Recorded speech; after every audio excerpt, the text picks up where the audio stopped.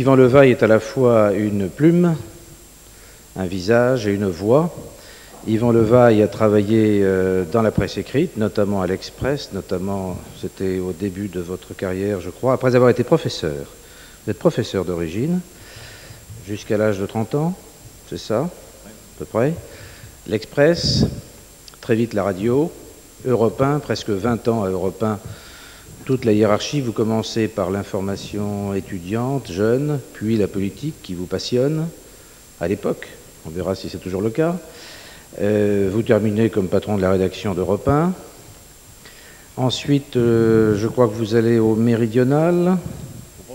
Au Provençal, pardon, excusez-moi, c'est le même groupe, mais ce n'est pas la même chose. Au Provençal pendant 2 ans. Vous revenez à Paris où là vous faites un septennat à Radio France. Vous êtes le patron de la rédaction. Mais vous n'êtes pas simplement patron, vous restez toujours journaliste. Et notamment, vous animez une revue de presse. On retrouve la presse écrite. J'ai dit aussi un visage, puisque vous avez animé quelques émissions de télévision, notamment sur la consommation, quand ça commençait à être à la mode. Et vous êtes, je crois, à l'origine de quelques décisions intéressantes dans ce domaine. Est-ce que j'ai oublié quelque chose? J'ai dit le principal. La Tribune aujourd'hui. Et la Tribune aujourd'hui. Avec Stéphane... Radio Monte-Carlo, mais qui est loin de la Sarthe, alors quoi. Et qui ne correspond pas aux habitudes d'écoute des Sartois et des Sartois. Avec Stéphane Courgeon, comme d'habitude, nous allons dialoguer. Yvan Levaille va dialoguer. Vous aurez la possibilité de poser des questions. En principe, les questions de Stéphane concernent plutôt les médias. Cela dit, vous êtes patron de la rédaction d'un quotidien économique. Nous serons amenés, bien sûr, à parler économie, et notamment par les questions du public qui, je pense, seront nombreuses. J'ai oublié de saluer les élus qui sont ici. L'opération La Voix au chapitre, le cycle La Voix au chapitre, est, comme vous le savez, organisé par le Conseil général de la Sarthe, et c'est Jean-Marie Jevaux qui est la puissance invitante et qui conclura à la fin de ce débat que nous prévoyons comme d'habitude 1h15, 1h30. Est-ce que vous me permettez... Vous êtes là pour parler. Est-ce que vous me permettez de remercier les autres que vous êtes et de remercier le Conseil général et de remercier aussi tous ceux qui se sont déplacés, qui sont venus. Moi, je suis toujours très sensible au fait que dans notre République, où, me semble-t-il, il y a une maladie qui nous concerne tous, qui est la maladie du lien. Moi, je travaille dans l'information, dans la communication, c'est-à-dire je trie des journaux, je prolonge, j'ai le sentiment que la presse, dont on dit trop de bien quand on en dit du bien et aussi trop de mal quand on en dit du mal. Pour moi, la presse, ça correspond à quelque chose de très simple. Un journal, c'est un lieu où les gens se retrouvent pour se parler, se rendre service. Une radio, c'est aussi un lieu où on doit mettre des gens en présence et en relation. Et quand je vois, je me dis, bon, la France manque du lien.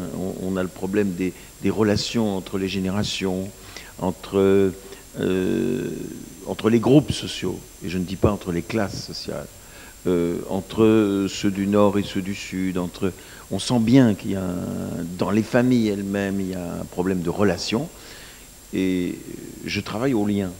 Et quand je vois que un après-midi, vous réussissez là, ici, au Conseil général, alors que, je sais pas, il me semble qu'il y a 2 tours aux élections cantonales, et que les citoyens que vous êtes, hommes et femmes, vous vous déplacez pour venir et traiter d'une question qui, c'est vrai, n'est pas anecdotique, mais avec, et je tiens à le dire d'entrée, avec seulement un homme de bonne volonté qui s'efforce d'être honnête. Voilà. Et ça, c'est pour éviter les questions sur l'objectivité. Je vais y répondre par avance en disant je ne crois pas à l'objectivité. L'objectivité n'existe pas. Mais l'honnêteté et la malhonnêteté intellectuelle existent. Et j'ai aucune revendication, je ne dis pas je suis un journaliste objectif. Je ne suis pas un journaliste objectif. D'ailleurs, je n'en connais pas. Mais, et vous avez le droit de considérer que je ne suis pas honnête, mais je m'efforce d'être honnête. Mais je ne le suis pas toujours. Et c'est vrai qu'à la radio, on est subjectif. Et à la télévision, encore plus. Voilà, je voulais dire ça, en vous remerciant très sincèrement d'être là, si nombreux, et j'imagine que vous regarderez ce journal, qui est un journal spécialisé, mais on pourra poser, et même dialoguer et se lier sur autre chose que les problèmes économiques et sociaux, si vous le voulez. Ça dépendra de vous. Alors on va déjà commencer par parler des médias. C'est vrai que la presse écrite n'a pas tellement dominé votre carrière professionnelle, même si vous y êtes aujourd'hui, mais on sent, en vous entendant parler, que c'est quand même votre média préféré. Vous avez une passion particulière par rapport à la télévision et la radio. Oui, parce que je crois à l'écrit. Je reviens d'un mot sur la relation. Je crois que beaucoup de gens se comprennent mal, et même je pense qu'ils se comprennent de plus en plus mal, parce qu'ils ne sont pas attentifs au sens des mots. Et donc on emploie des mots, les uns et les autres, qui renvoient à des choses tout à fait différentes. Et ce qu'on pourrait appeler la crise du couple, la crise de la famille, c'est peut-être une crise d'une mauvaise utilisation du dictionnaire. Et on vit une époque curieuse.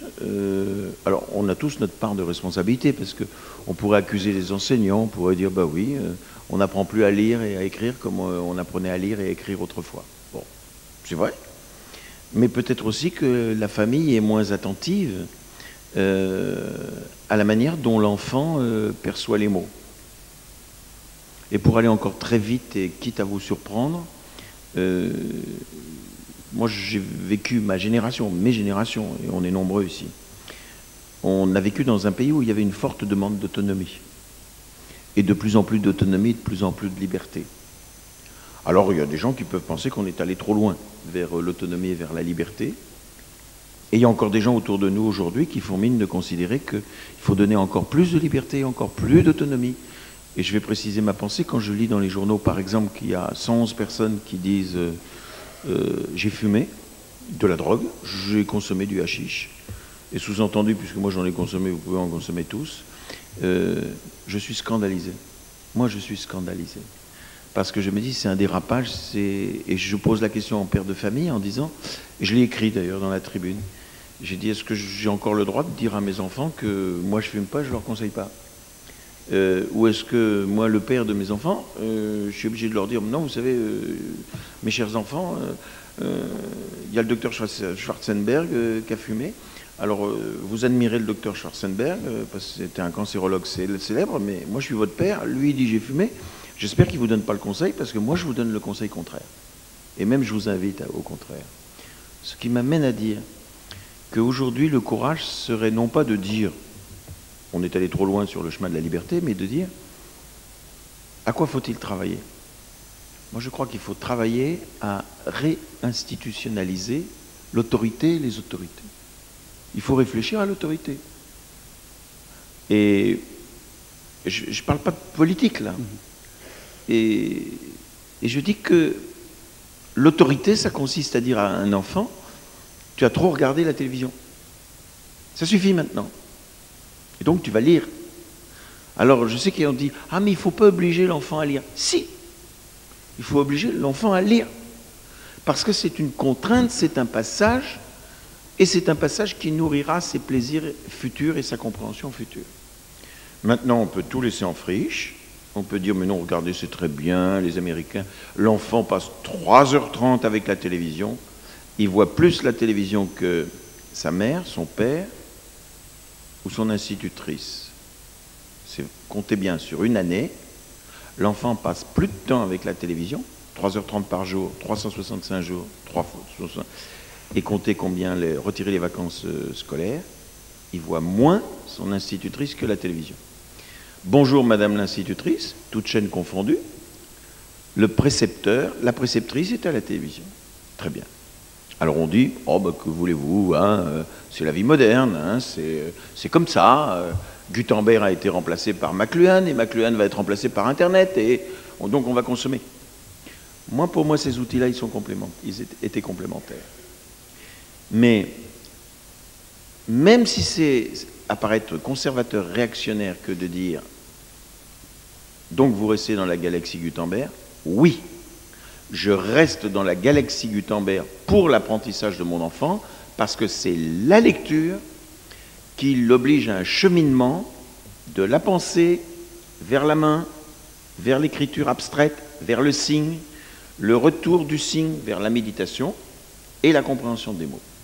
Et donc je dis que toute civilisation qui renonce à l'écrit renonce beaucoup plus, renonce à autre chose qu'à l'écrit. Elle renonce en même temps à la méditation, à la réflexion et pour le zapping de la pensée. Ah, tiens un peu. Ah, une seconde, oui. Vous avez encore 15 secondes, monsieur le ministre, et après, il faut vous dépêcher parce que ça va être l'heure des pubs. Etc. Très bien. Et après, on dit, des sauvageons ont mis le feu à un autobus.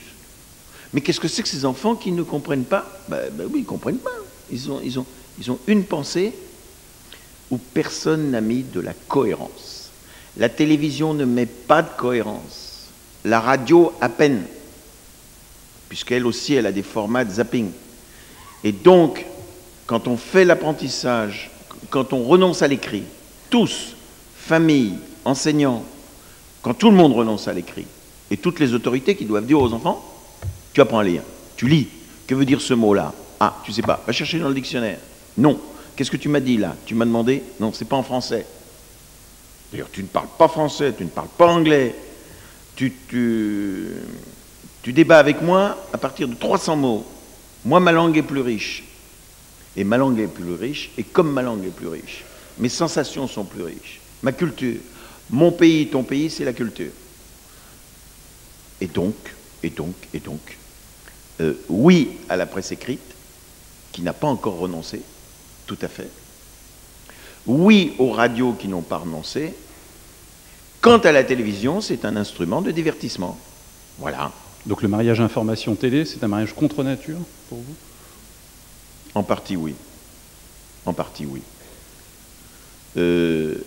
La radio annonce, c'est le tambour de ville. La télévision devrait montrer, elle ne montre pas, puisque la caméra est sur le ventre du présentateur. Et c'est le présentateur qui joue ce qu'on ne voit pas et qui est derrière. Alors il y a des irruptions, il y a des...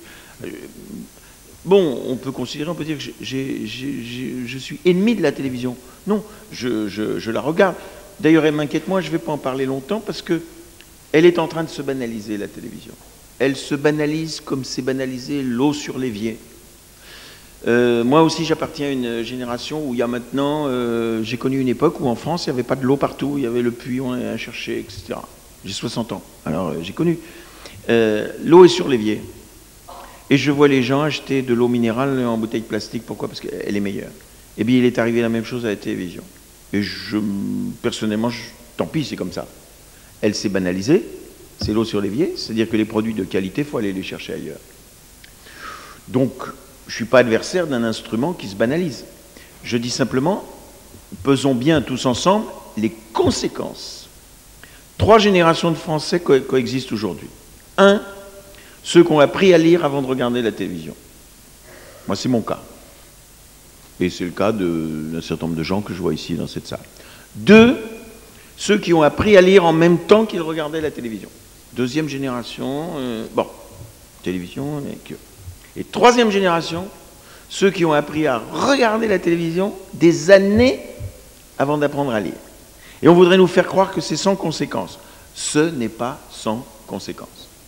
Donc ça nous oblige à nous à faire l'effort avoir le courage de dire non, tu zappes, non, tu vas rester là un quart d'heure, essaie de méditer, compare. Alors je sais que les enseignants le font encore, la famille le font encore, mais je sais qu'on a toute une population en France qui est loin de tout ça. Il y a des gens qui n'achètent plus de journaux, il y a des gens qui ne savent pas ce qu'est un livre, et il y a des gens qui se préparent, il y a toutes les formes.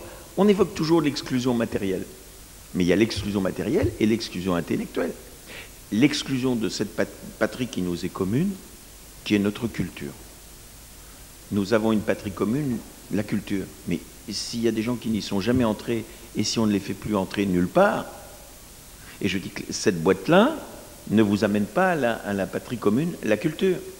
D'autant que, je sais bien que le CSA les 9 sages du CSA font des petits signes kabbalistiques, mettent des petits triangles verts, il y a des petits points rouges. Il y a 20 ans, j'aurais appris. Maintenant, je n'apprends pas parce que, bon, le CSA est satisfait, tout le monde, ils ont fait leur travail, et puis ils poussent des cris horrifiés quand on dit, mais peut-être peut-être que nos enfants ne voient que un langage violent et des images violentes. Alors on trouve du psychologue, du sociologue qui vient d'expliquer, dit non, c'est sans effet, on n'est pas sûr, on ne croit pas. Comment on ne croit pas? Comment on ne croit pas? On a un instrument merveilleux qui délivre du message barbare. Et vraiment, je ne veux pas le dire solennellement, mais je dis, il faut que tous ensemble, et ça demande d'aller au dictionnaire. Ce n'est pas un acte très conservateur que d'aller au dictionnaire, d'aller vérifier le sens des mots. Ce n'est pas un acte très conservateur de dire à son fils veux-tu regarder un instant le journal? Tu vas lire le journal. Tiens, renonce ce soir au journal télévisé. Ou tu vas regarder le journal télévisé, mais va lire dans ce journal. Voilà.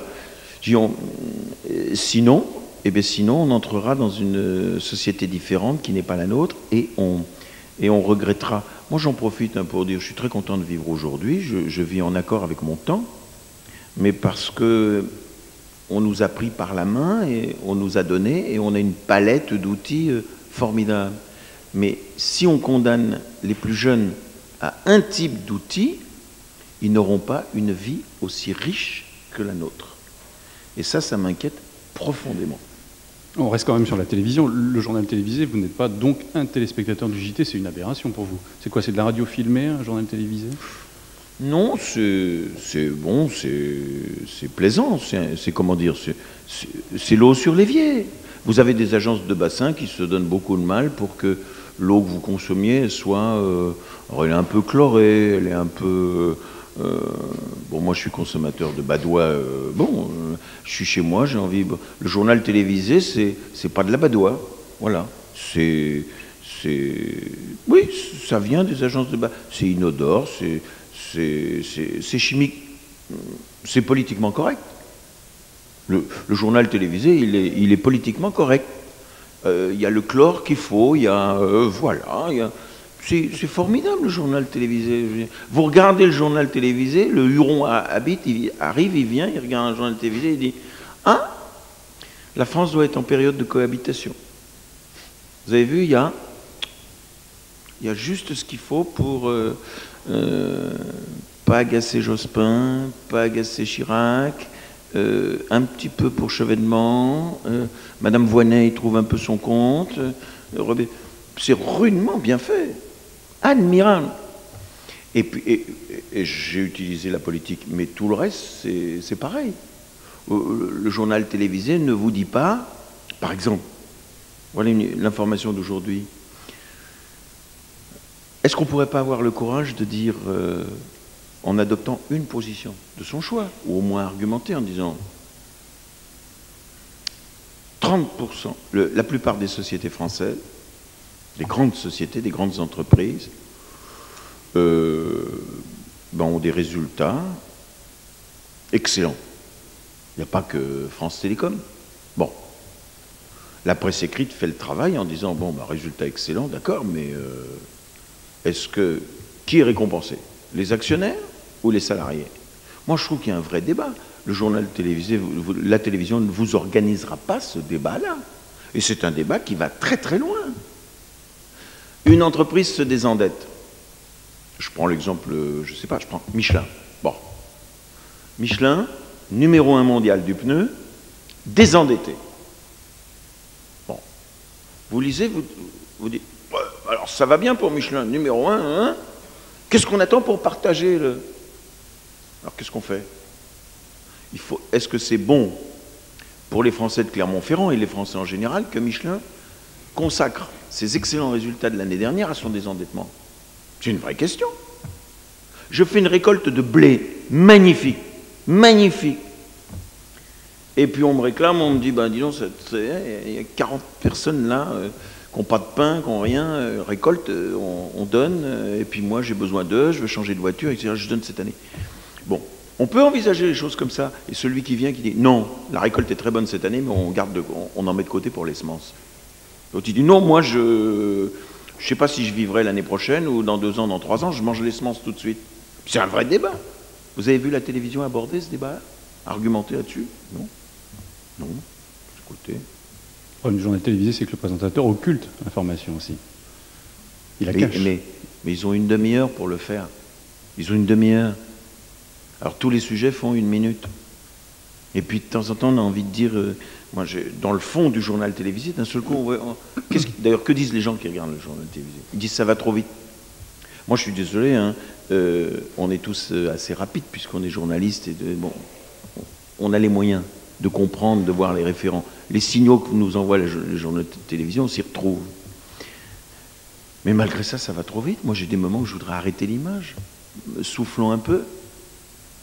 Tout se vaut à la télévision. Tout se vaut. 1 minute, 1 minute, 1 minute, 1 minute, 1 minute. C'est d'ailleurs le cinéaste Jean-Luc Godard qui, peut-être qui fait des films lents. On n'aime pas Godard. Mais quand il dit la télévision française, c'est incroyable. Incroyable. C'est thèse, antithèse et c'est pas synthèse. Alors, exemple, il paraît qu'en 1940, il y a eu un problème entre Hitler et les Juifs. Très bien.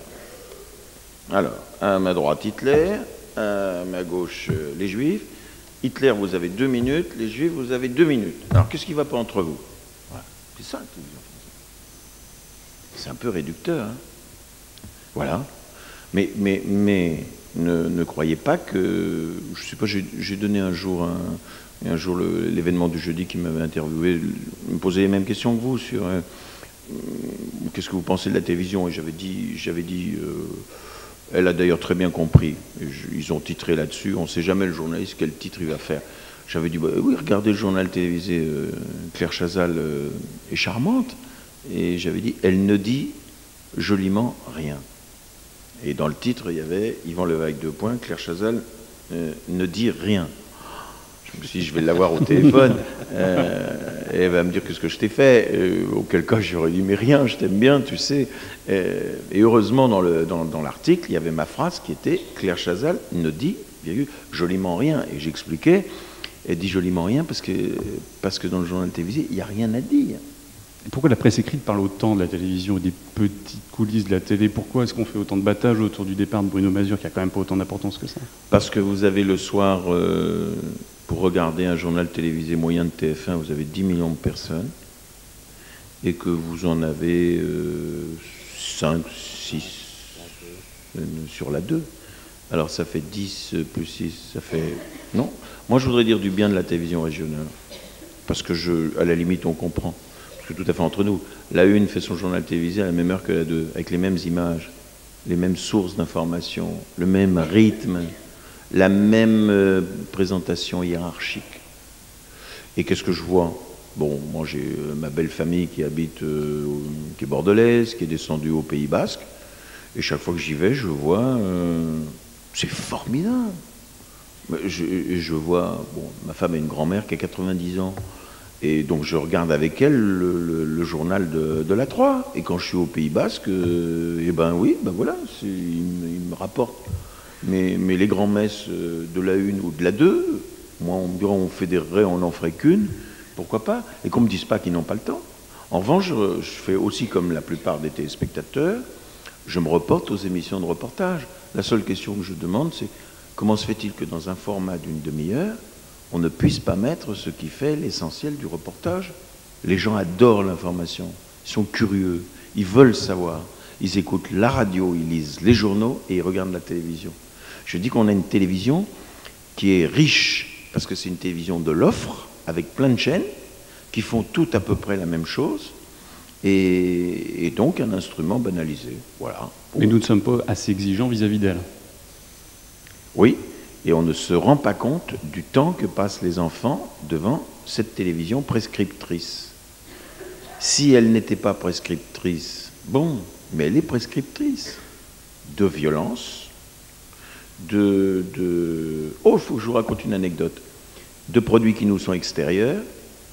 Mais je vous raconte l'anecdote parce qu'elle illustrera très bien mon propos et je terminerai sur cette réponse-là là-dessus. Bon, j'ai eu le bonheur de fréquenter et d'aimer et d'apprécier Simone Signoret. Bon. Simone, elle avait un petit-fils, enfant de Catherine Allégret, qui s'appelait Benjamin, qui est aujourd'hui un grand garçon. Et quand Benjamin était petit, elle s'occupait un peu de son petit-fils. Et un jour, elle voit son petit-fils dessiner deux bons hommes, mais un qui avait un revolver et qui avait un revolver et puis qui mettait son revolver dans le dos d'un bonhomme, et il y avait une bulle et le gosse avait écrit je t'arrête en prison, etc. Très bien. Alors elle regarde le dessin, elle apporte le dessin, et d'un seul coup elle prend conscience de quelque chose. Elle regarde l'uniforme du policier qui avait dessiné son petit-fils, qui n'était jamais allé aux États-Unis, et l'uniforme du policier, le policier que dessinait son petit-fils, n'était pas un policier français, c'était un policier américain. Alors, elle était remontée comme une pendule, et elle me dit, il faut que j'emmène Benjamin et que je lui montre des policiers français. Et donc, et elle mesurait quoi? Que la représentation virtuelle, c'est-à-dire que le monde réel, qui était celui de son petit-fils, avait été transformé au point que son petit-fils avait modélisé le policier qu'il dessinait dans son dessin syncrétique. Il l'avait modélisé sur les policiers qu'il voyait à la télévision. Alors, dites donc, tout à fait entre nous, où on considère, il y a des gens qui disent c'est pas grave. Moi, je considère que c'est grave. J'aime beaucoup les États-Unis, j'aime l'Amérique, je m'y sens bien, mais je fais partie de ces Français qui a eu le bonheur et la possibilité de voyager. On se sent très bien à New York, on se sent très bien à San Francisco, c'est un grand pays, c'est un grand peuple, c'est une civilisation intéressante, mais je suis désolé, on n'est pas américain. Et on n'a pas... C'est le domaine sur lequel on doit être le plus vigilant. Le plus vigilant. On n'a pas de raison, le cher et vieux pays, on a une civilisation, une vraie civilisation. Je ne dis pas qu'elle est supérieure aux autres, mais on n'a pas de raison de transformer nos enfants en petits japonais. Ils ne sont pas japonais.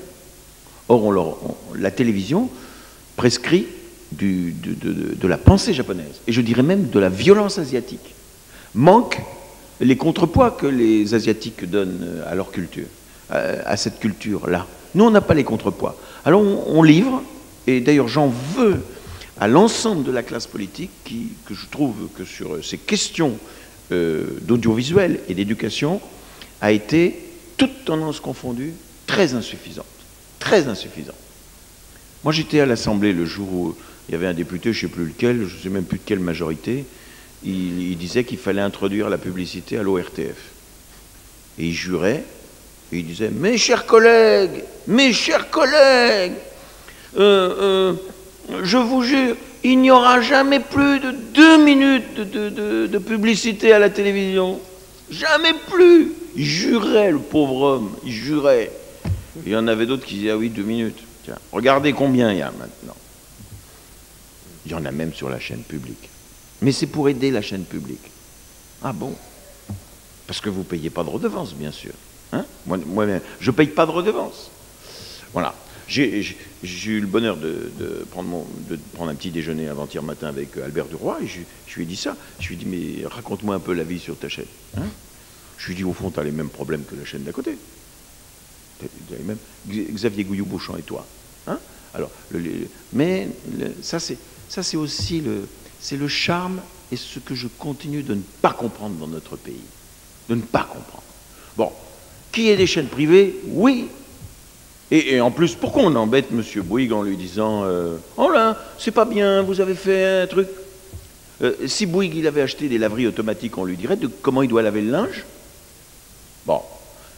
On lui vend une chaîne de télévision. Mais il fait ce qu'il veut sur sa chaîne de télévision. Alors on dit, c'est pas assez culturel, c'est pas... Moi, le lait, la presse, une partie de la presse n'aime pas Patrick Lelay.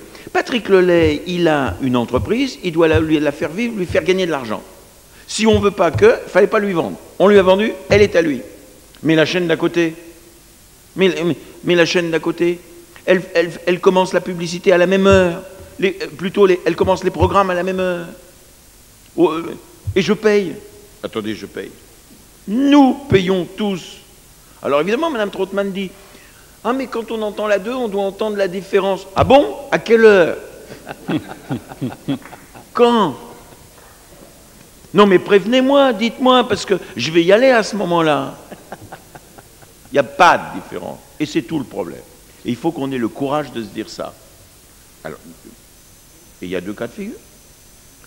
Ou vous vendez la 2 au privé et vous mettez l'argent sur Arte, la 5e et les autres chaînes.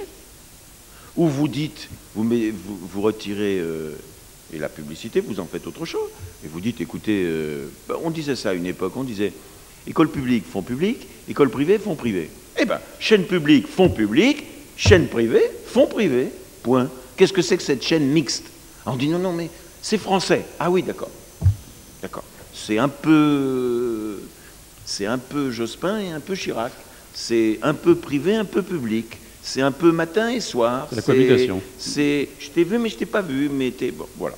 Mais c'est de notre faute. La télévision, à tous. Et la télévision de service public a vendu son âme à la publicité, mais vous qui avez travaillé en radio de service public, là, elle a réussi à préserver cette particularité. Et radio privée auparavant. Oui. Ouais.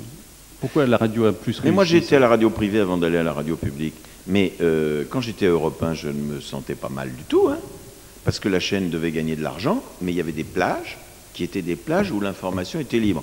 Alors après, ils ont colonisé, ils ont eu tort. Il y a eu trop de publicité. Mais quand il y a eu trop de publicité, l'auditeur a répondu, il est parti. Et il y a des auditeurs publiphobes qui ont dit, moi je ne veux plus écouter la radio parce que j'en ai marre d'entendre, courez vite, dépêchez-vous, achetez un meuble machin, etc. Mais la radio, pour vivre, elle avait besoin de faire ça. Donc c'était pas scandaleux. Le journaliste, il était libre et on était dans des frontières bien précises. Donc je trouvais pas scandaleux qu'il y ait à côté des gens qui gagnent leur vie avec l'entreprise, avec le médium. Et le bonheur à Radio France, qui demeure, c'est que d'abord les auditeurs qui écoutent Radio France, c'est parce qu'ils supportent pas qu'on leur pollue une partie du discours. Qu'est-ce que vous voulez que je vous dise, moi, il y a des moments où la publicité arrive comme ça. Je déteste pas la publicité, mais de façon vulgaire, elle casse un discours. Enfin, je veux dire, c'est épouvantable. Il y en a très peu à Radio France parce que 96% des ressources de Radio France procèdent de la redevance. Résultat, Radio France fait très peu de publicité. Et quand vous avez le téléphone sonne d'Alain Bédoué le soir on décide pendant 45 minutes, 19h15, 20h, on va parler de la recherche médicale. Eh bien, de 19h15 à 20h, on parle de recherche médicale et on ne vient pas vous polluer Voilà. Moi, je crois au service public de l'information et de la radio-télévision. Et quand on me demande mais comment vous pensez que c'est mieux, je dis non. Mais par exemple, quand je vais en forêt de Rambouillet, l'État, c'est-à-dire nous tous, on a veillé à ce que la forêt de Rambouillet soit un endroit préservé et on puisse s'y oxygéner les poumons. Mais effectivement, vous avez le droit de dire Rambouillet, c'est à 60 km de Paris. Vous imaginez un programme immobilier, si on pouvait lotir ça avec des petits pavillons au milieu des arbres, on en couperait un petit peu, ce serait formidable, etc. Très bien. Et là, ça voudrait dire que notre société, le législateur, ça voudrait dire qu'on aurait renoncé à tout. Alors la comparaison n'est pas raison, mais je trouve qu'avoir maintenu, ça c'est une surprise, que le législateur a maintenu un vrai service public de la radio. Pourquoi n'en maintient-il? Pourquoi ne transpose-t-il pas? Et pourquoi ne fait-il pas la même chose à la radio-télévision? Et vous voyez, je ne suis pas exigeant, je dis, mais en même temps, j'irai dans le sens actuel qui est celui de la privatisation, parce que si on me poussait un tout petit peu, je dirais, écoutez, au point où ça en est, vendez la 2, et l'argent de la 2, mettez-le sur les autres chaînes, mais sur les autres, comme Radio France, pas une minute de publicité. Pas une minute, pas une seconde de publicité.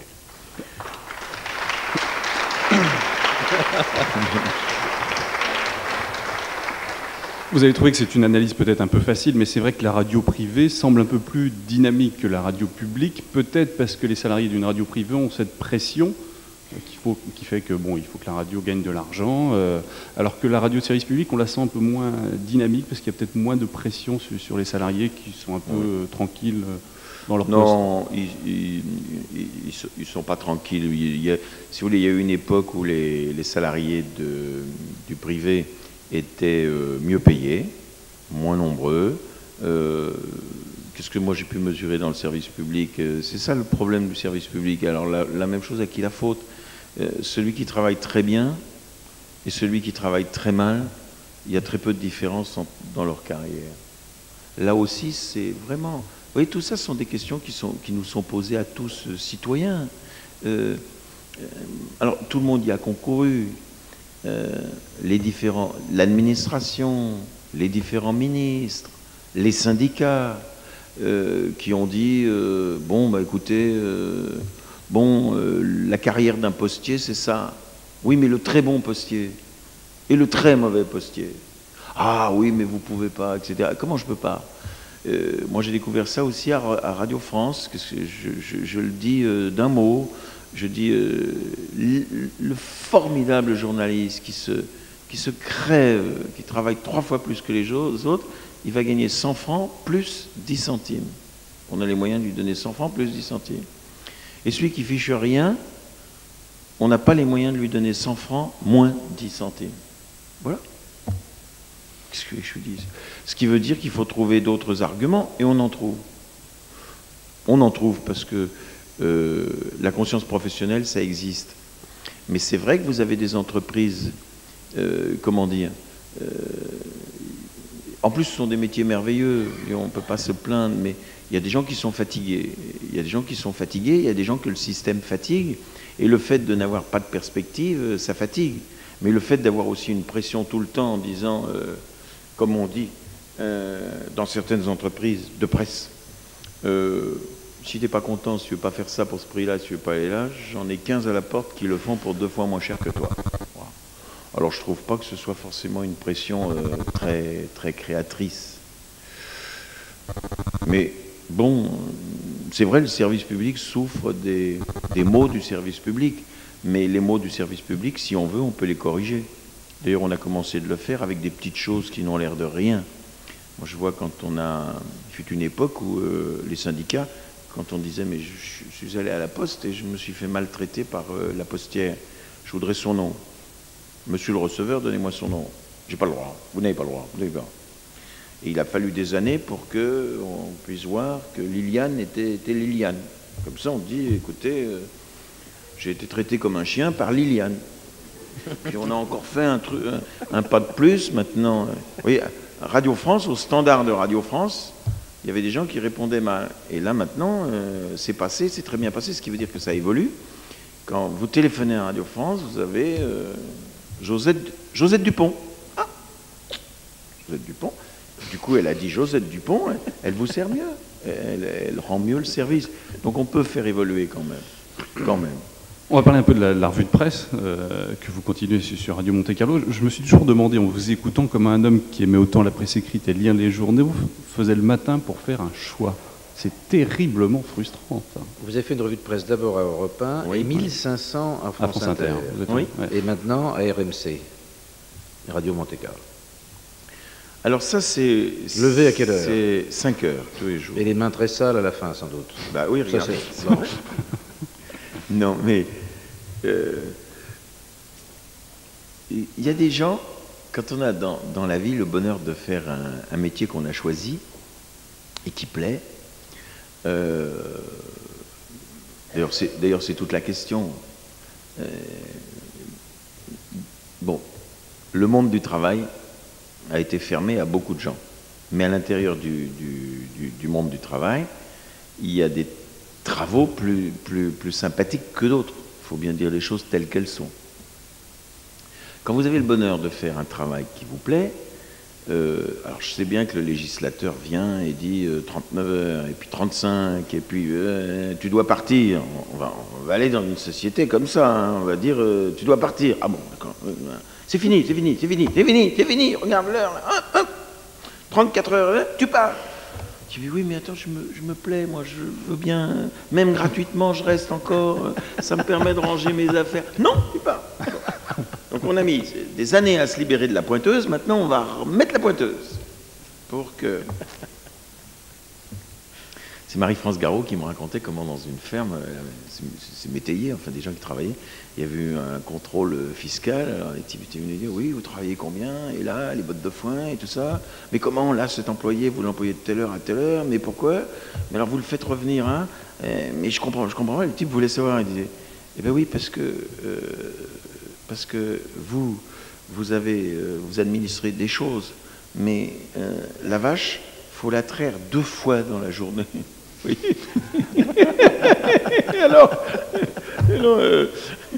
Bon, et j'adorais cette réflexion-là, parce que c'est vrai qu'on a un monde de théoriciens qui oublient la souplesse rendue nécessaire par la pratique. La vie vous conduit à être souple. Bon. Alors quand vous faites un métier qui vous plaît, moi on me dit mais c'est dur de lire les journaux. Je dis mais non, parce que même en vacances je lis les journaux. J'y trouve un plaisir personnel. Et comme je le fais depuis des années, je les lis à une vitesse grand V, je découvre les pépites et tout, et ils me passent tous. Et vraiment les gens me disent mais vous lisez? Je dis bon, il y a des choses que je lis pas parce que physiquement je les ai pas tous, mais peu de choses m'échappent. On me dit mais comment faites-vous? Je dis, ben, comme quelqu'un qui fait du jogging tous les jours, ou comme un pianiste qui fait des gammes. Moi, j'ai vu des enfants différents dans des familles. J'ai vu des gosses qui aimaient le piano. Alors, ils font du piano spontanément, ils y vont. Puis j'ai vu des gosses qui n'aimaient pas le piano, et à qui leurs parents voulaient faire apprendre le piano. Alors, les parents étaient obligés de dire, tu fais 1 heure de piano. Alors, maman, je peux...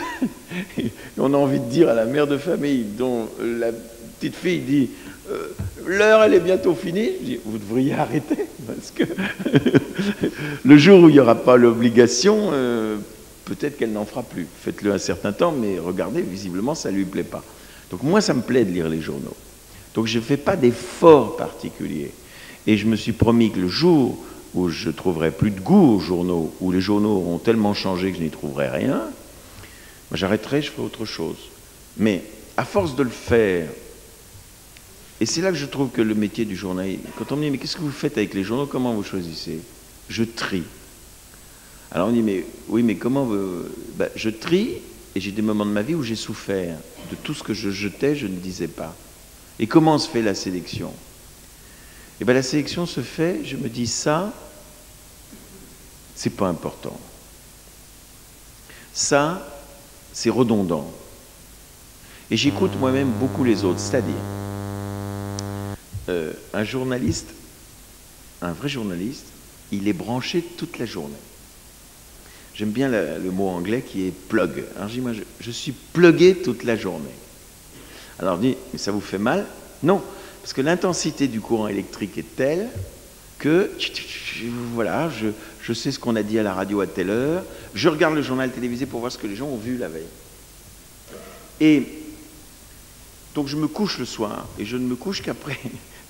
Il y a une pile de journaux au pied de mon lit. Depuis des années, il y a des journaux au pied de mon lit. Alors, quand je me lève, ça fait un bruit de papier et tout ça. Bon. Et donc, je m'endors en sécurité. Et j'ai l'impression d'avoir séché l'école si j'ai raté une radio, etc. Donc, avant de m'endormir, j'écoute un bulletin radio. Et je dors dessus. Et le lendemain matin, 5 heures, j'écoute le premier bulletin d'information. Et je dis qu'en me couchant le soir, je sais déjà ce que sera la presse du lendemain. C'est-à-dire, en gros, j'ai pas de surprise en lisant les manchettes et les titres des journaux. Sauf quand il y a une nouvelle qui tombe. Alors là, ça m'arrive aussi. Hein, quand quelqu'un meurt à 2 heures du matin, moi, à 5 heures, j'apprends. Et à ce moment-là, je change de pied. Et la sélection, elle doit se faire dans... J'ai toujours essayé d'inviter les journalistes à être libres. Il faut que vous essayiez d'être libre avec vous-même, libre avec le médium, et puis libre avec la société dans laquelle vous vivez. Et donc, il faut circuler tout le temps. Donc, le journaliste, il est branché, il lit, il suit, et je crois qu'on accumule de l'information De la même manière que l'argent s'accumule sur l'argent, plus on en a, plus il en vient. L'information, plus on en a, plus elle vient. Et elle vient même toute seule. Parce que ça existe aussi, ça. Moi, il m'arrive d'être complètement débranché ou d'être en vacances, et puis, paf, je tombe sur... c'est fou, le nombre d'hommes politiques que je rencontre dans la rue au moment d'événements et qui me mettent sur la voie de quelque chose. Vous voyez, il y a une sorte de puzzle qui s'organise. Et heureusement que ça se passe comme ça, parce que rien n'est pire que la création d'inquiétudes. Si vous êtes inquiet, si vous n'arrivez pas à vous libérer, vous ne créez pas. Et j'en profite pour dire que le journaliste qui est près des faits, de toute façon, le fait, il faut le traduire, et donc c'est une création. Et donc vous constituez la mosaïque, et voilà, et on me dit, vous avez 7 minutes, je fais une revue de presse en 7 minutes. On me dirait, vous auriez 2 minutes, je fais en 2 minutes. On me dirait, vous avez 15 minutes, je ferai 15 minutes. Mais ça veut dire qu'à l'avance, vous savez à peu près ce que vont dire les principaux éditoriaux.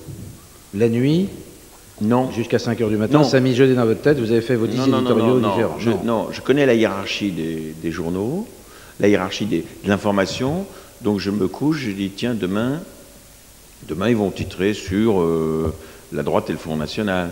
Bon, mais vous pourriez faire tout ça, c'est un jeu intellectuel. Et alors, le lendemain, on a des surprises. Quelquefois, on se dit, tiens, parce qu'aujourd'hui, les journaux cherchent à se décaler pour des raisons de concurrence. Par exemple, hier soir, on pouvait dire, on a les résultats de toutes les grandes entreprises. On sait que c'est l'emploi qui intéresse les gens. Donc, je me lève le matin en disant, quels sont les journaux qui vont mettre en manchette, en une, les résultats des grandes entreprises. Mais par exemple, en me couchant hier soir, il était clair que quand on voit le succès de France Télécom, donc en m'endormant, je savais que France Télécom, 15 000... Écoutez, les résultats sont tellement extraordinaires, ça ne pouvait que faire un titre. Voilà. Mais les éditoriaux eux-mêmes, bon, ben, on a des surprises. Par exemple, moi, il y a des jours où Gisbert écrit des choses que je ne m'attends pas à trouver dans le Figaro. Et l'éditorial de Libération, il y a des jours où je dis, tiens, c'est curieux, cet éditorial, il pourrait être dans le Figaro aujourd'hui. Voilà. Par exemple, j'ai noté, sans surprise, parce que je sais pourquoi, mais j'ai trouvé, par exemple, que le Figaro était beaucoup plus gentil avec Roland Dumas que Libération. Cherchez pourquoi. Hein? Cherchez. C'est drôle. C'est curieux.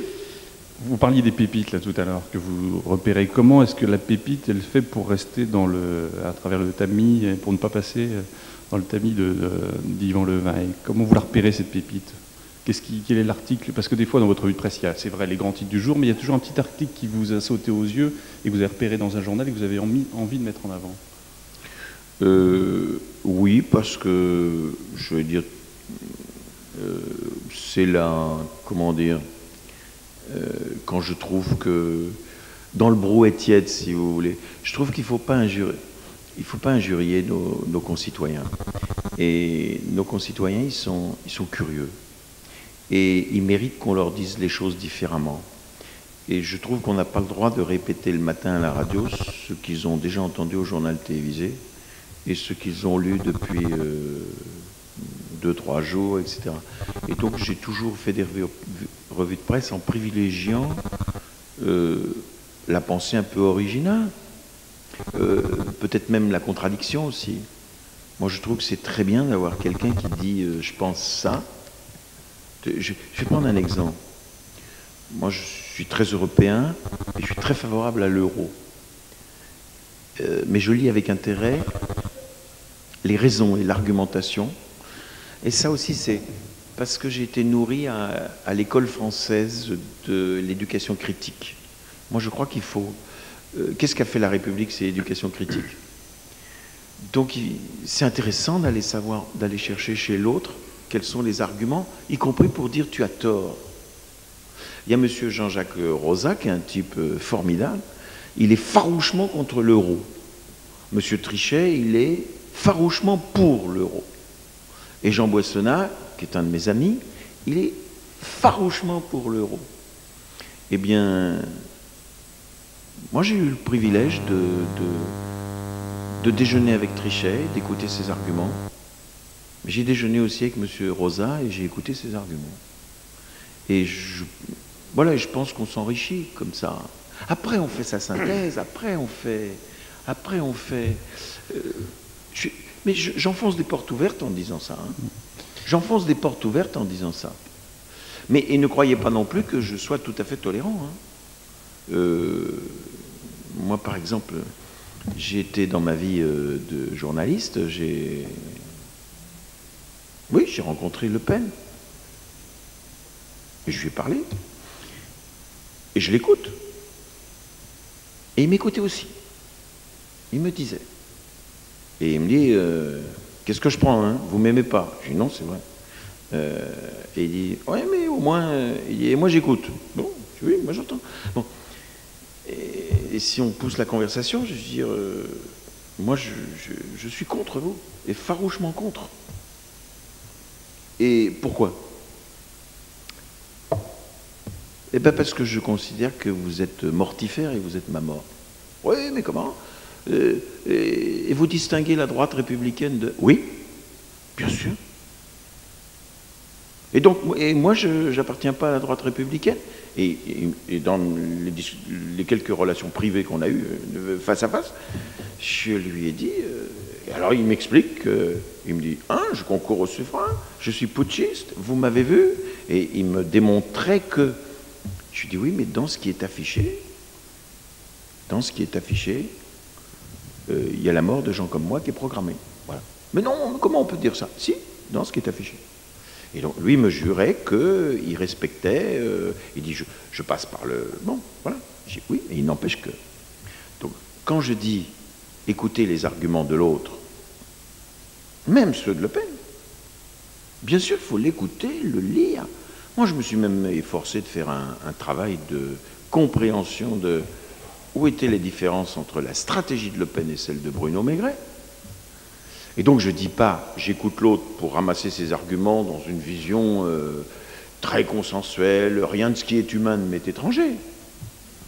Et en même temps, je fais partie de ceux, je m'efforce de comprendre, je me dis, mais pour quelle raison la France, pour quelle raison 15% seul de toute l'Europe, nous avons 15% de Français qui votent à l'extrême droite. De la même manière que je fais partie de ceux je me suis interrogé pendant des années en disant, mais comment se fait-il que la France, il y a eu un moment où le Parti communiste français faisait 23,75%.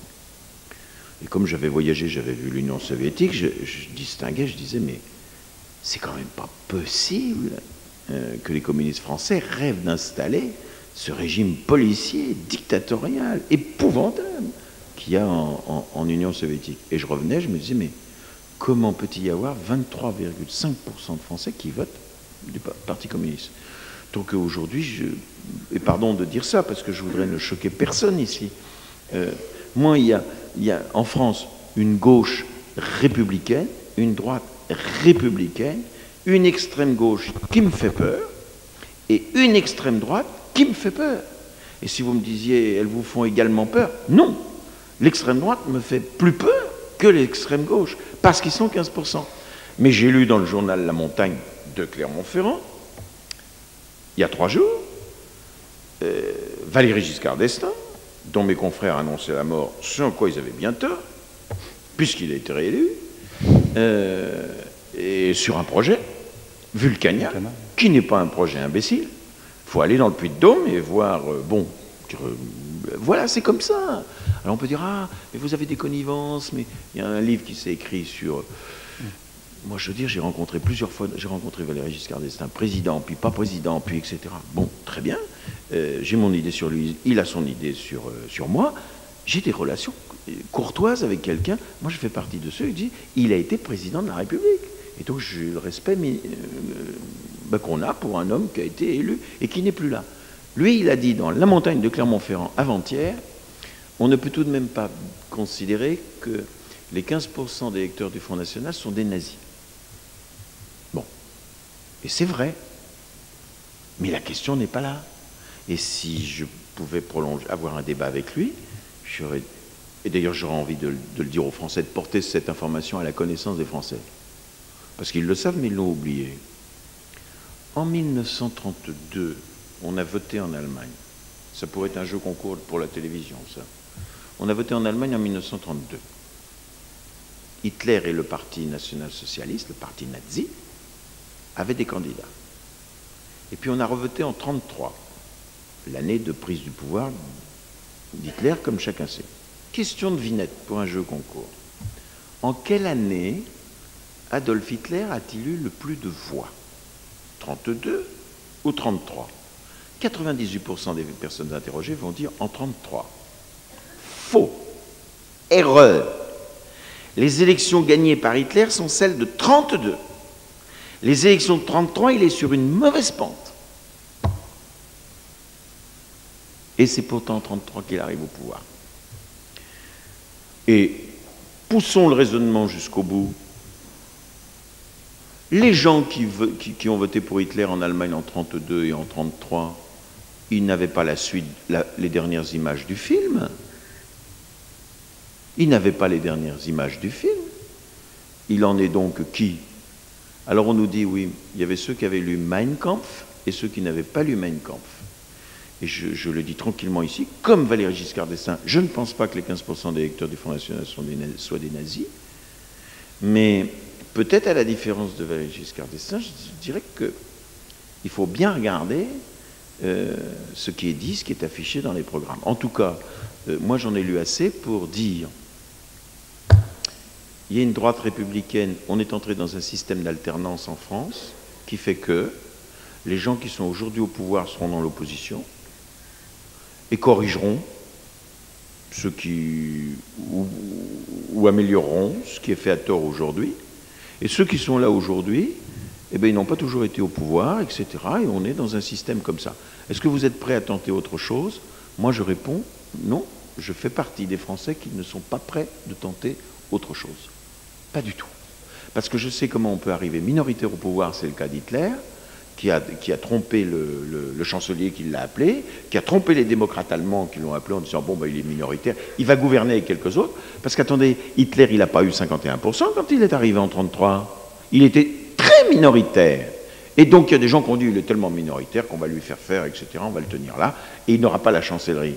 Ah oui, non, il ne devait pas avoir la chancellerie. Seulement un jour, il y a eu le feu au Reichstag. Et le lendemain du feu du Reichstag, il dit regardez, donc on ne peut pas continuer comme ça.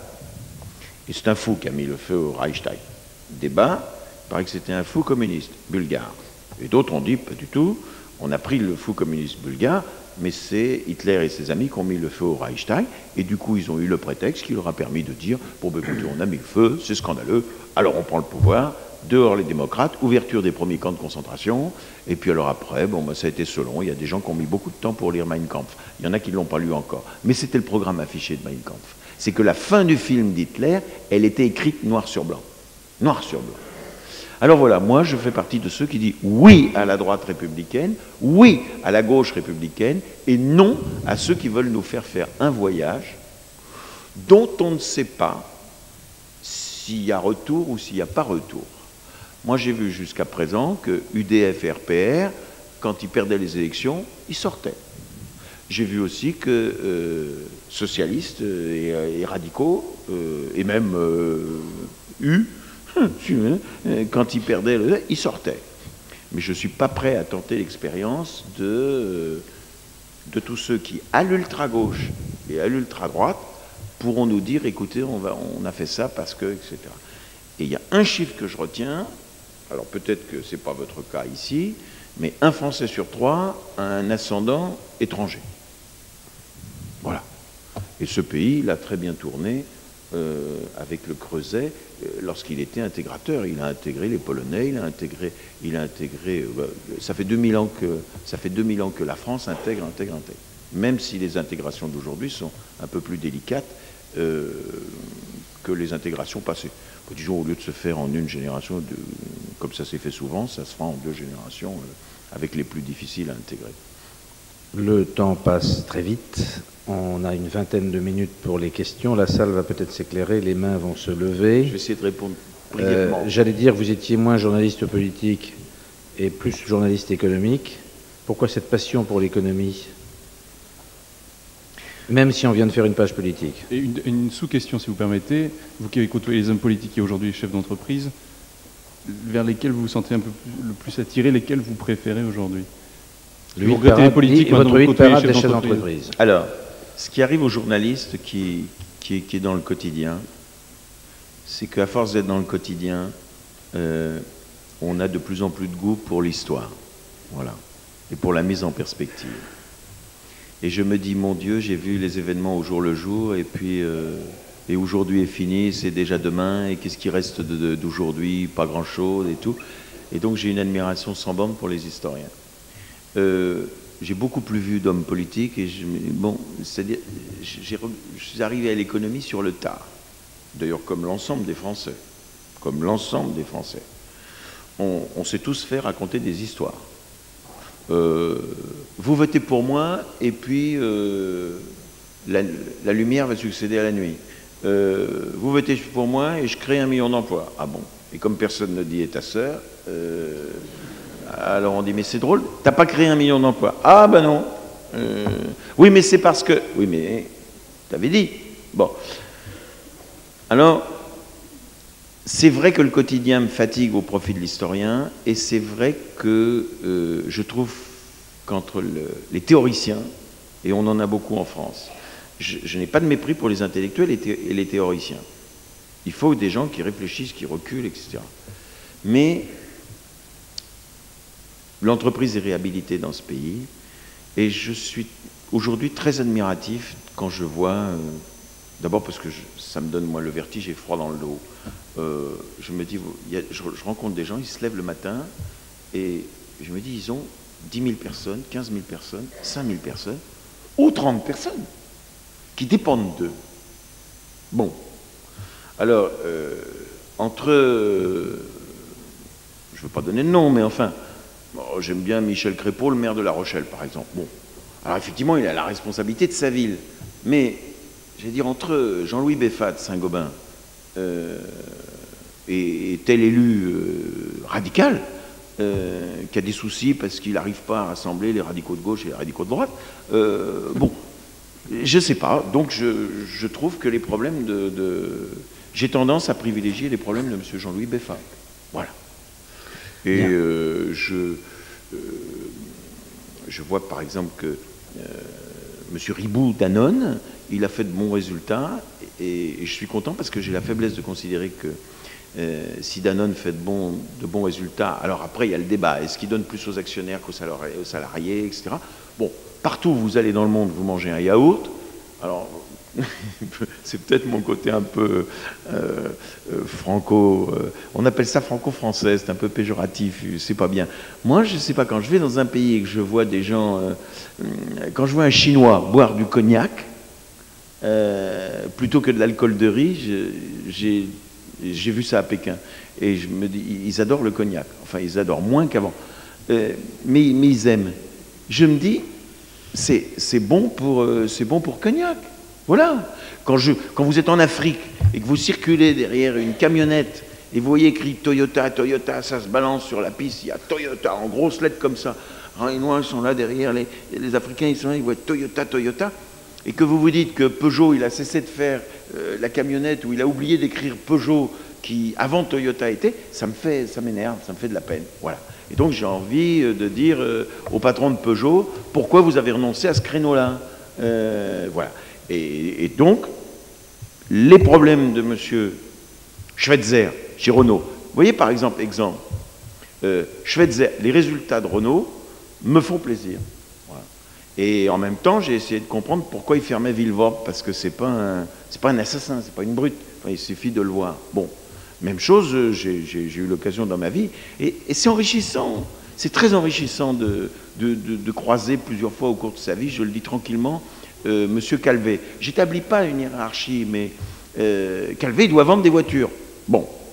Schweitzer, il doit vendre des voitures. Et quand vous devez vendre une voiture et qu'on vous dit « il faut abaisser le prix parce que l'autre, il la vend à tel prix », j'ai tendance à considérer que c'est plus dur que de dire « votez pour moi, si vous votez pour moi, je vous raserai gratis ». Voilà.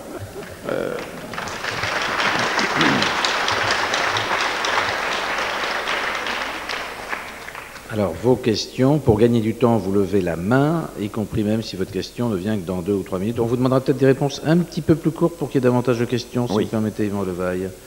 Alors, première question ici. Levez-vous si ça ne vous dérange pas pour le reste de la salle, même si on vous voit très bien. Monsieur ici. Levaille, j'aimerais vous demander si vous mettez dans le même sac le Parti communiste français et le Front National. Non, Vous l'avez dit tout à l'heure. non. On l'a dit tout à l'heure. Mais je vais le dire plus clairement, plus nettement, puis là, il faut pardonner mon âge. Je fais partie des gens, j'ai dans le cortex, là, j'ai dans la tête des images mentales de la guerre, de la libération, comme, bon, bah, vous aussi. Et je fais partie de ceux, j'ai vu aux fenêtres, alors évidemment, on a su qu'après, j'ai vu aux fenêtres 4 drapeaux mêlés. Alors, j'ai vu le drapeau américain, le drapeau anglais, le drapeau français et le drapeau rouge. Et donc, j'ai vécu dans une France où anglais, américains, français libres, etc., nous libéraient de la peste brune. Et donc, alors, plus tard, j'ai su qui était Staline. Et j'ai lu aussi le livre noir et les 85 millions de morts. Ça, c'est vrai. Mais, comment dire, j'ai vu Marchais aussi. Et Marchais m'a effrayé. J'étais scandalisé quand en Afghanistan, il a fait en Afghanistan, il a essayé de nous faire croire que Kaboul, bon. Et là, même chose. Moi, j'ai eu des déjeuners pas rigolos, hein, et musclés avec Marchais. Mais, je ne sais pas pourquoi, j'ai toujours pensé que Marchais, d'ailleurs, je lui ai dit, qu'il ne serait jamais au pouvoir. Parce que je me disais, jamais la société française ne voudra se transformer en société rouge, en société communiste. C'était évident, évident. Et en même temps, alors je ne vais pas vous faire le coup du parti des fusillés, encore que c'est vrai, et je suis comme vous, quand je parlais d'histoire, le pacte germano-soviétique, ça a été scandaleux, mais il faut essayer de comprendre pourquoi. Et donc, je ne sais pas pourquoi, je fais une différence. Je dis que notre génération, on a vécu sous, moi, mon enfance et mon adolescence, il y a eu 2 mensonges. Le mensonge brun et le mensonge rouge. Je ne veux ni l'un ni l'autre. Aujourd'hui, si vous me dites, et vous me la posez presque comme ça la question, est-ce que vous considérez que Le Pen, et d'ailleurs Le Pen, moi je trouve Maigret plus dangereux que Le Pen. Bon. Si personne ne le répète en sortant d'ici, je dirais, je serais plutôt du genre, conservons Le Pen comme ça. Non, mais non. Mais non. Parce que vous avez la version qui, je veux dire, c'est impossible que, tandis que l'autre, ça passe. Ça peut passer, hein. Bon, version plus soft et plus bon. Mais aujourd'hui, entre Robert Hue ne m'inquiète pas, mais alors pas un instant, Guesso, pas du tout. D'ailleurs, je l'ai vu conspué à la fête de l'Humanité. J'étais invité à la fête de l'Humanité pour l'interviewer. Il était ministre des Transports. Il y a des types, des durs qui sont venus, qui ont fait un truc. J'étais obligé de demander aux gens, j'ai dit, écoutez, arrêtez, où sommes-nous là maintenant? Alors, c'est le bazar. J'ai connu des fêtes de l'Humanité bien organisées, vous sifflez votre type. Moi, ils m'ont rien fait, mais les gens de Marchais faisaient la fête à Guesso. Donc, entre Le Pen, Guesso et Hue, un seul me fait peur. Aujourd'hui. Voilà. Donc, je ne les mets pas. Vous savez, la petite équation qu'on essaie de faire pour des raisons politiciennes, en disant c'est pareil, non, c'est pas pareil. Voilà. Mais conseil aux enfants, alors à mes enfants, c'est mes enfants, attention, hein. Si vous laissez aller, vous tomberez dans le panneau d'un autre Staline grave, mais attention, Adolphe peut avoir des neveux et des enfants. Hein. Voilà. Et c'est encore plus grave. Alors bonsoir Monsieur Levaille, je suis un modeste correspondant local de presse et par la même occasion étudiant en histoire. Est-ce que vous ne pensez pas au sujet du Front National qu'il serait temps, en tant que journaliste, de démontrer par A plus B l'illégalité du Front National dans vos colonnes ou dans tous les journaux de la presse française, qu'il serait peut-être temps de déclarer à vos lecteurs que le Front National légalement devrait être interdit. Et est-ce que c'est une solution? Oui.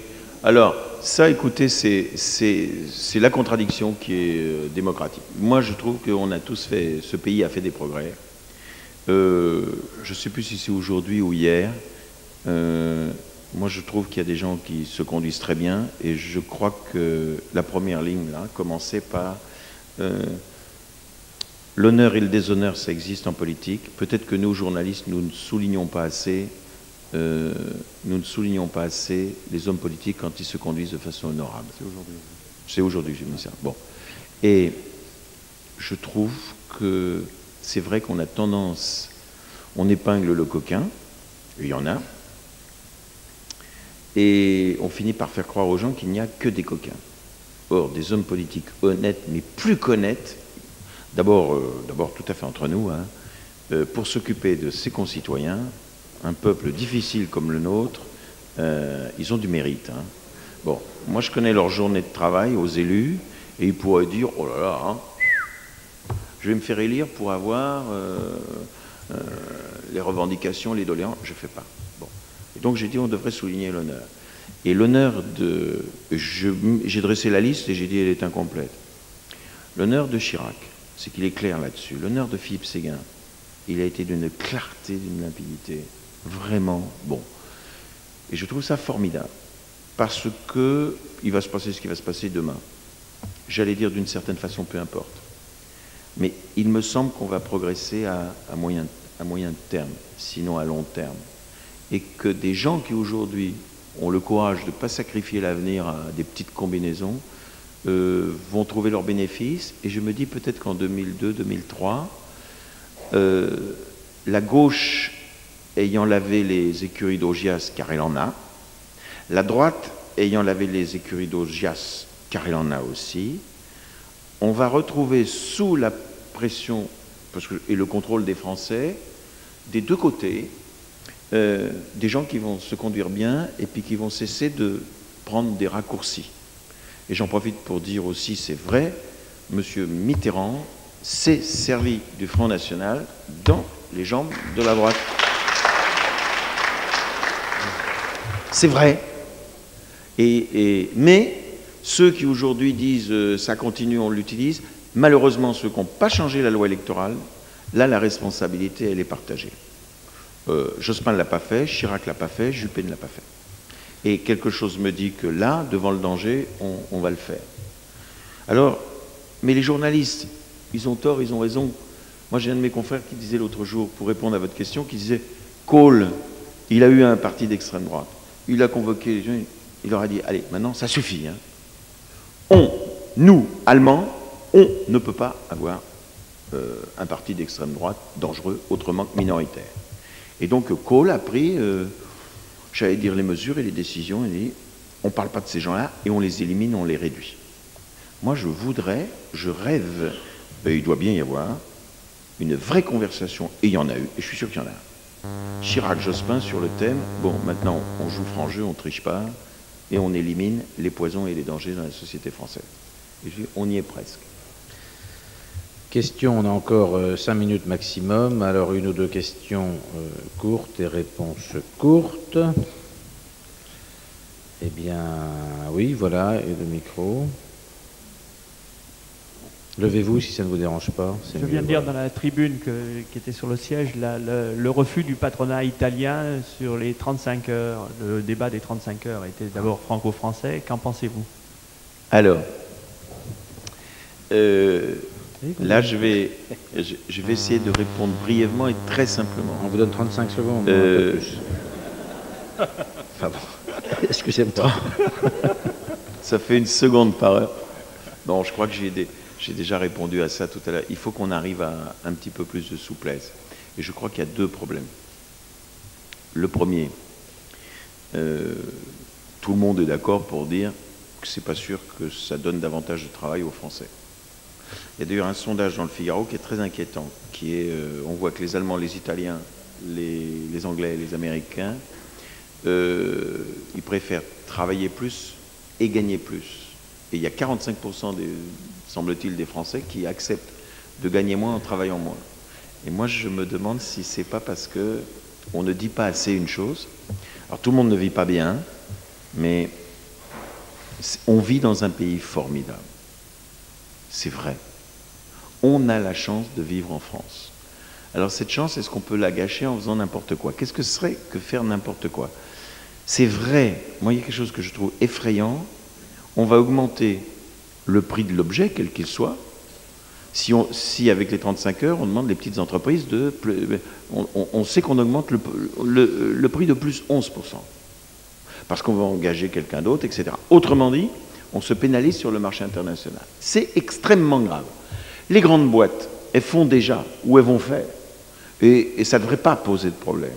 Mais il faut faire quelque chose pour ne pas faire mourir des PME dont on vante toujours, on dit c'est grâce aux PME que on tient encore à peu près. C'est elles qui peuvent être créatrices d'emplois, les plus souples, etc. Si on leur fait mordre la poussière en renchérissant les produits qu'elles fabriquent, ce sera une catastrophe qu'on paiera. Mais à l'inverse, on ne peut pas continuer de vivre dans un pays où on remet à d'autres le soin de ramasser les éclopés qui sont au bord de la route. Et moi, il y a des choses que je trouve très choquantes. Alors c'est vrai que le civisme, bon, on est tous pareils. Combien de gens continuent de faire travailler au noir? Alors c'est vrai, les charges sont trop élevées. Et c'est vrai que tout concourt à vous faire travailler au noir. Tout concourt. Je veux dire, moi, pardon de dire ça, j'ai une femme de ménage, je la déclare. Mais elle fait des ménages ailleurs parce que je ne peux pas l'employer tout le temps. Les autres, ils ne la déclarent pas. Je suis une pomme. J'ai personne que... Je ne prends pas un fonctionnaire qui vient me peindre chez moi. Bon, résultat, j'ai des peintures que je voudrais refaire. Mais quand je vois combien ça coûte de faire refaire les peintures le plus légalement du monde, je me dis, mais je suis fou. Bon. En plus, comme le ministre de l'économie est le beau-père de mes enfants, il y a des débats incroyables en disant c'est quand même incroyable. Bercy me pousse vers le noir où je ne veux pas aller. Bon, donc il faudrait peut-être faire une réforme fiscale. Et enfin, j'ai fini de répondre sur les 35 heures. On vit dans un pays où on dit, regardez les Anglais, ils ne se préoccupent pas du social et ça marche. Regardez les Américains, ils ne se préoccupent pas du social et ça marche. Sous-entendu. Et en France, ayons moins de préoccupations sociales et ça marchera. Moi, j'ai une peur bleue, j'en suis pas sûr. Et j'en profite aussi pour dire, sur les 35 heures, je réponds. Moi, je suis contre. Je suis plutôt contre les 35 heures. Mais il y a des gens à qui j'ai envie de dire, attention, pour l'instant, on ne brûle d'autobus qu'en banlieue. Alors, vous ne voyez pas, hein, parce que vous habitez dans des quartiers où vous n'y habitez pas en banlieue. C'est un des éléments du problème. Mais imaginez qu'un jour, 2000 qui n'ont rien, qui n'ont plus rien, qui disent il y en a marre, moi je fais rien, je paye l'éducation. Et on descend et ils viennent casser vos autobus, vos restaurants sur les Champs-Élysées, le cinéma où vous circulez gratuitement. À ce moment-là, vous direz mais peut-être qu'on n'a pas fait assez pour le social. Voilà. Donc je dis, si sur les 35 heures, on conçoit, on invente un truc, et je suis content que Célière aille voir Jospin pour lui dire peut-être qu'on pourrait éviter d'étrangler des boîtes. Parce que personne n'a intérêt à étrangler des boîtes. Mais en même temps, personne n'a intérêt non plus à ce qu'il y ait des zones, comment dire, même pas de pauvreté, de misère, mais qui soient des zones de danger parce qu'on n'aura pas pris les précautions sociales qu'on a toujours voulu prendre en France. Alors moi, je ne sais pas si on peut associer le capital et le travail comme on le faisait, c'était le rêve de Loiseau sous le général de Gaulle, mais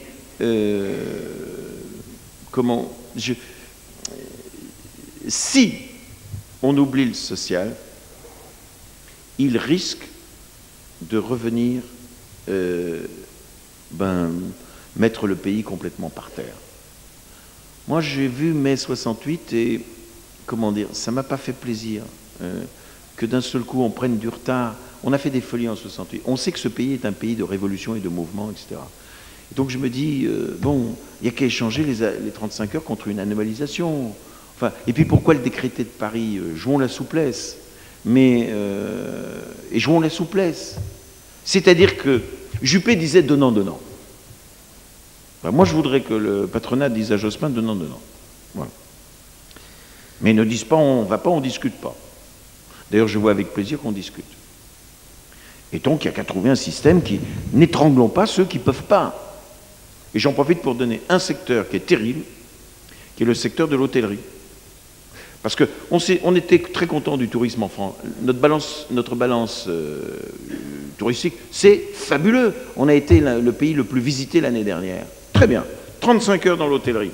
Vous allez voir les prix. Alors bon, il faut faire quelque chose dans certains domaines et dans certains secteurs. Voilà. Je ne sais pas si je suis satisfait, mais c'est une réponse de bonne volonté à une question de bonne volonté. Bien, je crois qu'on va s'arrêter là. Comme dans un journal, il y a eu plusieurs pages ce soir, une page politique, une page économique, une grande page média. Nous n'oublions pas que votre première spécialité de journaliste était l'éducation, et le Conseil général a le président de la commission éducation qui est là ce soir, et c'est lui qui va conclure. Monsieur Jean-Marie Jeuveau. Pendant ce temps-là, Stéphane va vous donner le nom du prochain invité. Le prochain invité, ce sera le 16 avril, qui est un jeudi, je crois, et ce sera la dernière voix au chapitre de cette année, ce sera le comédien Richard Berry. Bien, très rapidement, tout à l'heure, Jean Vionaville disait que Yvan Levaille, c'était une voix, c'était un visage, mais j'ai envie de dire aussi, c'est un très grand talent. Je crois que ce soir, Yvan Levaille a su nous intéresser à ce qu'est donc l'édition, à ce qu'est aussi le journalisme également, et je pense que dans la salle, il y a beaucoup de jeunes qui sont présents, et je pense que si eux n'ont pas apprécié, s'ils n'ont pas envie éventuellement de faire une carrière journalistique, eh bien je crois qu'Yvan Levaille vraiment aurait manqué donc le rendez-vous. Mais je crois que franchement, vous avez su nous intéresser, su nous faire comprendre un petit peu ce qu'est également aussi la radio en particulier, et puis aussi l'édition. Mais vous êtes aussi un très grand chroniqueur économique, parce que là, on découvre un petit peu un nouveau visage d'Yvan Levaille, parce que c'est vrai que chacun pouvait écouter le matin les chroniques à Europe en particulier, ou après à Radio France. Mais on ne savait pas, Yvan Levaille est aussi capable d'être aussi intéressant, aussi cultivé au niveau d'économie. Et je crois que ce soir, c'est une grande joie d'avoir su et pu découvrir Yvan Levaille. Merci en tous les cas à vous. Et en tous les cas, si j'ai un mot à vous dire, restez à la radio, restez dans l'édition, restez dans la presse écrite. Merci beaucoup. Bonne soirée. Merci. Merci.